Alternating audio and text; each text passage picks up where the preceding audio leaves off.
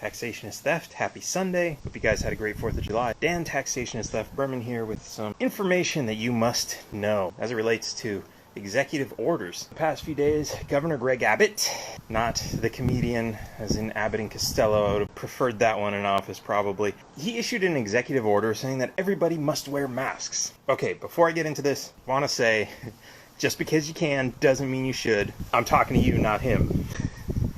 And I'll explain why. What is an executive order? An executive order is absolutely right for an executive of a state to issue. You have to understand what it is. So picture this. You walk into a restaurant. The restaurant manager comes out from the kitchen and he says, all right, somebody has been stealing the silverware. Everybody empty your pockets. Empty your pockets. That is an executive order. And it doesn't apply to you because you don't work for that guy. He went to the host of the restaurant and he said, hey, get back in the kitchen and start cleaning dishes. Doesn't that person have to do that? Isn't that a lawful order? Yeah, because that's their job. They work for the guy, right? But if he gets out and tells one of the customers, get in the back and start cleaning dishes, does he have to? No, absolutely not. That'd be ridiculous. This is exactly what executive orders are. Executive orders are orders given by an executive for their chain of command.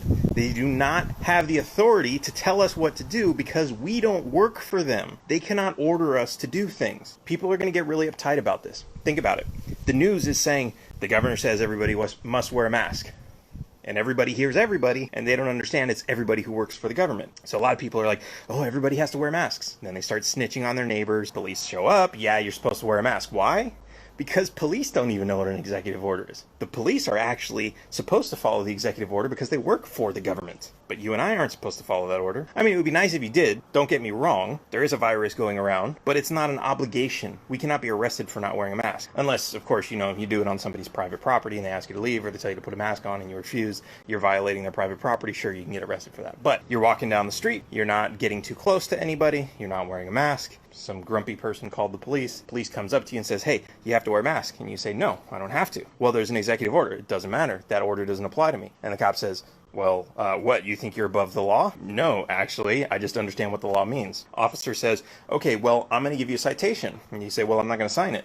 I don't have to sign it. And he says, well, you have to sign it or else I'm going to arrest you. He's threatening to arrest you for not wearing a mask. He's not threatening to arrest you for not signing the citation. That's not how that works. Signing the citation is in lieu of the arrest. They present it backwards. The officer is saying, okay, I'm going to arrest you and take you to jail and charge you for this, but I'll let you off the hook if you sign this instead. He's already initiated an arrest. He's going to let you go if you sign a contract. You don't have to sign the contract, and the Supreme Court says you're allowed to resist an unlawful arrest by any means necessary, including lethal force if necessary. Now, like I said, just because you can doesn't mean you should. I don't want to be accused of somebody resists the arrest, they try to shoot a cop, they end up getting killed. I don't want that. I just want you to know what your rights are. You have the right to resist an unlawful arrest using whatever force necessary.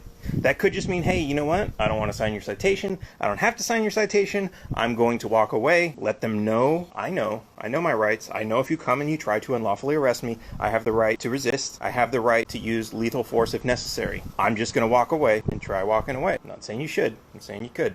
You're perfectly within your rights. This is super important, people. I really want you to understand this because the government will always order us to do things. And if we sit and comply because they told us, and I'm not exactly sure if I have a right to refuse, so I'm just going to go along with it, that's how we lose all our rights. That's exactly how we got tangled up into the system where everybody pays the income tax, which we're not really supposed to pay, where everybody carries a driver's license, which we're not really supposed to carry, where everybody gives up their right to bear arms, which we're not supposed to give up, where everybody gives up their right to own property and starts paying the eternal property tax that we're not supposed to pay. This is what happens. So I know it sounds like a little thing. Oh, just comply with the law and nothing will happen to you. But we have to understand that's how little by little they take everything away and we do it by absolute apathy. And here we are. That's where it's got to stop. I'm Dan, Taxation is Theft Berman. I'm running for governor of Texas to replace Abbott, and Taxation is Theft. See you guys later.